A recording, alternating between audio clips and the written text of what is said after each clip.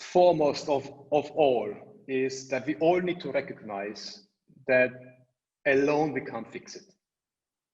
However hard we try at our company, it is a heavy lifting. It is like pushing water up the hill continuously, and it keeps on flowing down on you. So acknowledging, and I'm speaking to all stakeholders, be it policymakers, be it supply chain managers, be it distributors, consumers, consumer group advocates, and what have you.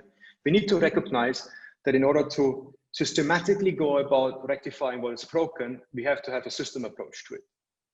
That is number one, because more frequently than not, honestly, I see that people decide something.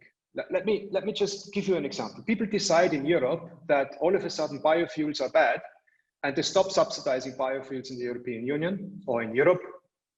And what happened on this side of the world is that it actually caused more deforestation, right? Because if you are a smallholder farmer and you are relying on one income, and then the subsidies fall away without the opportunity to grow something else to make up for the income that you have lost, what's the thing you do?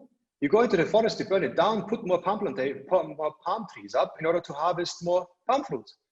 You see, there's an intent on one side, but please start thinking systems through and acknowledge the fact that your action, which might be a good intent, leads to exactly the opposite outcome because you haven't appreciated the system on a global basis. So it is very complex, very heavy. So many different products, so many different chains, so many trades make it really difficult to understand it at all.